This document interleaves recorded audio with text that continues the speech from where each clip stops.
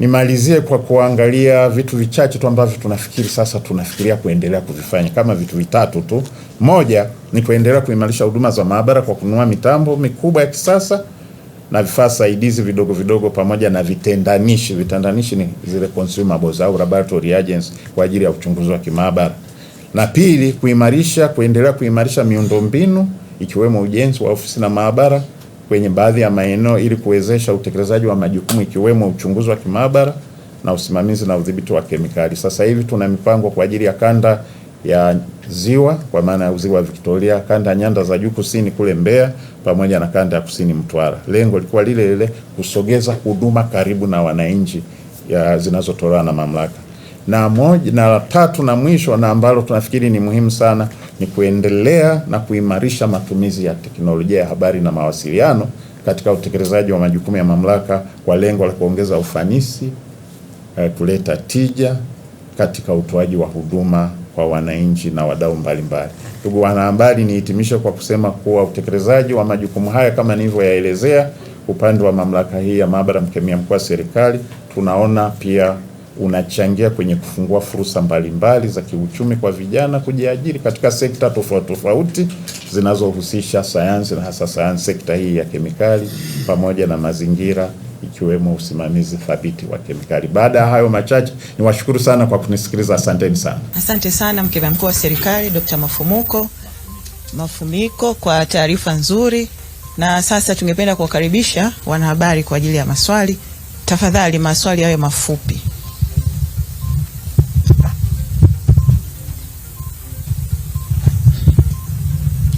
Asante. Naitwa Deo Kaji Makomba, natoka Deutsche Welle na Focus News Tanzania TV1. Swali langu ni moja fupi, lina vipengele viwili muhimu. Mmezungumzia majukumu ambayo yanafanywa na mamlaka hii muhimu na mahususi kabisa katika mustakabali wa taifa la Tanzania. Na moja ya jukumu ni kuhusiana na uthibitisho wa mtoto na mzazi. Swali langu, je, utaratibu ukoje kwa watu ambao wanataka kufanya vipimo hivi au uthibitisho, na gharama zikoje?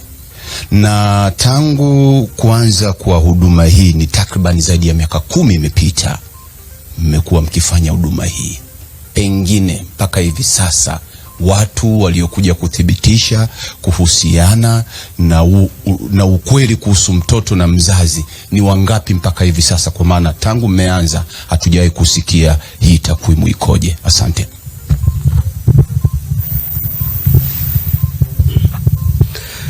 Mimi naitwa Richard Mwikenda wa CCM Blog na kamanda wa Matukio Online TV. Mimi na swali kuhusu mna mkakati gani wa kupima kwenye mito ambayo ipo kwenye miji, kwa mfano mto Msimbazi, kupima ni sumu gani iliyomo mle, kwa sababu huwa baadhi wanatumia kumwagilia mazao ambayo yanaenda kutumika kwa wananchi. Alafu swali la pili ni kwamba nyinyi mnahusikaje na upandikizaji wa mimba kutokana na mbegu ambazo zinahifadhiwa, na hizo mbegu naamini zinakuwa ni za wanaume. Sasa nyinyi mnahusika vipi kwamba hizi mbegu anayepandikizwa ana uhalali nazo hizo mbegu? Kwa sababu anaweza katokea mtoto anafanana na Mwikenda, kumbe huenda nilibiwa mbegu zangu. Daktari, naitwa Mukhtar Ngoma, naiandikia shirika la utangazaji Zanzibar ZBC Dodoma, na nikushukuru sana kwa wasilisho zuri.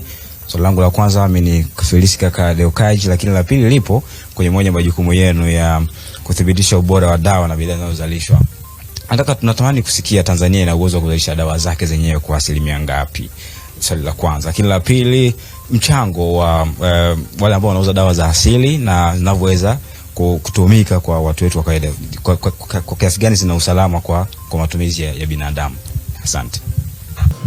Nashukuru sana waandishi wa habari kwa maswali mazuri sana. Nikianza na swali la ndugu yangu wa Radio Deutsche Welle. Focus News. Ni swali zuri sana, umeuliza kuhusiana na utaratibu wa huduma ya kipimo cha vinasaba, lakini na gharama, lakini pia ukataka takwimu. Eneo la kwanza, swali lako zuri sana, nafikiri hii ni kwa ajili ya faida ya wengi, pengine sio wewe. Sheria kama nilisema, katika utekelezaji wa majukumu ya mamlaka ya maabara mkemia mkuu wa serikali, tunaongozwa katika kutekeleza na sheria 3. Sheria mojawapo ni ile sheria ya usimamizi wa vinasaba vya binadamu. Sasa sheria ile imeweka utaratibu kabisa ambao tunafuata, ambao baadaye pia tumeuandikia kanuni kwa kuweka kitu tunaita mamlaka ombezi au requesting authority. Ukitaka ndugu yangu kupata kipimo, hauji we moja kwa moja ofisini. Ndio sheria ilivyoweka kwamba inategemea swali unalotaka kupima linahusiana na nini. Likiwa linahusisha jinai, mamlaka hayo ya kuomba kipimo kwa niaba ya mteja yamepelekwa jeshi la polisi kama hiyo itakuwa inahusiana na polisi, lakini imepelekwa mahakama kama itakuwa kwenye mahakama. Lakini la kijamii kama hilo unalosema, hili la kuthibitisha uhalali wa mzazi kwa mtoto, hilo wamepewa maafisa ustawi wa jamii wanaotambulika kwenye manispaa zetu, kwenye miji yetu, lakini hata wakili ambaye ameandikishwa au amesajiliwa. Kwa hiyo hawale, kama nasema mimi nataka kupima vipimo na jambo 1, 2, 3, unampata kwa afisa ustawi wa jamii ambaye ataandika barua kwa niaba yako kwa mkemia mkuu wa serikali kwamba mimi nina ombi hili la kupima vipimo vya vinasaba labda kwa 1, 2, 3. Baada ya hapo, ukishakuwa umeleta ile barua, mara nyingi unapokelewa. Tuna eneo mamlaka, tuna maafisa wanaohusika. Wakikupokea watakwambia gharama na utapewa namba ya kulipia. Sasa gharama kama ilivyopitishwa na bodi yetu ya wakurugenzi toka kule 2005 hasa tulivyoanza kutoa hii huduma, ilikuwa shilingi $100,000 kwa kila unayemchukua sampuli. Lakini kadiri ya siku zinavyoenda, gharama zimeongezeka za mitambo, za vitendanishi na wakati ule. Kwa hiyo kipindi chote hiki mpaka mwaka jana, serikali imekuwa ikichukua sehemu kubwa ya kulipia, kwa sababu ukiangalia kwa kuweza kufanya uchunguzi wa sampuli moja. Sasa uchunguzi wa vinasaba una hatua nyingi sana, ndio maana unasema huwezi kutoa majibu kabla ya masaa 12, na hapo itategemea. Kwa hiyo ilikuwa ukiangalia gharama yake ni kati ya shilingi 700,000 hadi 800,000. Lakini kwa sasa, kujibu swali lako, gharama kwa mtu anayechukuliwa sampuli moja ni shilingi 212,000. Ina maana wakiwa watatu nazidisha hiyo mara mbili, wakiwa wawili mara mbili, wakiwa baba mama na mtoto mara 3, baba mama watoto 4 itakuwa, lakini ni shilingi 212,000. Nadhani umenipata. Hiyo ndio gharama. Na ukija, kama ungekuwa tumekutembeza kwenye maabara yetu kakuonyesha ni namna tunavyofanya, maana kipimo cha vinasaba kinahusisha uchenjuaji, kina hatua nyingi, karibu zisizopungua 4. Utasema hata hii 212,000 ni kidogo, kwa sababu baadhi ya zile tunaita vitendanishi, kemikali moja tunaweza kukupelekea katika robo tu ya mwaka sisi tunatumia labda $55,000. Kwa hiyo unaona gharama ilivyo hivi. Swali lako la takwimu, vipimo hivi, huduma tunavyotoa sisi, hizi huduma za vipimo tunatoa kwa wadau. Kwa hiyo mwenye haki na taarifa ya vipimo ni yule tuliompelekea. Anaweza kuwa ni mahakama, anaweza kuwa ustawi wa jamii, anaweza. Kwa hiyo sisi tunaona sio haki kusisema takwimu, na ndio maana usikii tunasema takwimu, na unless ni kwa matumizi fulani tu, lakini kwa ujumla naomba tu hilo la takwimu unisamehe. Kuna ndugu yangu Mwaikenda. Ndio. Huyu ni kijana wa zamani kidogo. Amezungumzia la mto Msimbazi na masuala ya upandikizaji mimba. Labda nianze pale kwenye upandikizaji mimba. Kwa kweli kwenye upandikizaji mimba, sisi kama mamlaka ya maabara mkemia mkuu wa serikali hatuhusiki moja kwa moja. Labda kwa kumejitokeza baada hapo. Hili ni swala linalofanywa na madaktari bingwa kwenye hospitali zetu kubwa, kwa ikiwemo Muhimbili. Hilo hatuhusiki nalo. Kwa sababu hata katika hali ya kawaida sisi hatupimi masuala ya mimba. Tunapima inapokuwa amejitokeza mtoto au masuala ya vifo. Mto Msimbazi nitaomba alitolee dakika shimo pale kwa ruhusa yako mwendesha kipindi, na linalofuata lile la ndugu yetu wa ZBC ni mkurugenzi ndio ni kabla basi aunganishe yote mawili. Naona muda wetu umekwenda kulingana na tuliopewa. Karibu.